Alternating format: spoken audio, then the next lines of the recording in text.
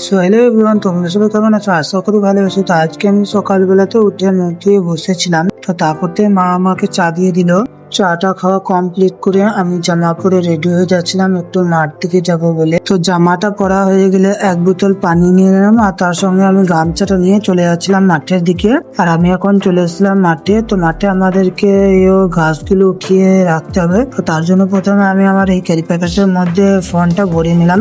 তো তারপর আমার অর্ধেকটা মাঠ লিরানো হয়ে গেল, মানে ঘাসগুলো উঠিয়ে রেখে দেওয়া হলে আমি তারপরে চলে যাচ্ছিলাম ঘরের দিকে। তো আমি এখন চলে এসেছিলাম ঘরে, আর ঘরে এসে প্রথমে আমি ফটাফট গাটা ধুয়ে নিলাম। আর গাটা ধুতে মা আমাকে দিয়েছিল আলু ভাজা মুড়ি, আর আলু ভাজা মুড়িটা আমি ঝটপট খেয়ে আমার কেটিএমটাকে নিয়ে বেরিয়ে পড়লাম হাটের দিকে যাওয়ার জন্য। তো আমি এখন চলে এসেছিলাম হাটে, আর হাটে এসে ফটাফট আলু টালু কিনে নিলাম। আলু টালু কেনা হয়ে গেলে আমি কেটিএমটাকে নিয়ে চলে আসলাম ঘরের দিকে। আর ঘরে এসে আমার তো কোনো কাজ ছিল না, তাই একটু শুয়ে রইলাম। শুয়ে থাকতে থাকতে দেখলাম যে অনেকটাই সময় পার হয়ে গিয়েছে, তাই আমি এখন নামাজ পড়তে যাওয়ার জন্য রেডি হয়ে যাচ্ছিলাম। তো নামাজ পড়ে আসি, ততক্ষণের জন্য ভাই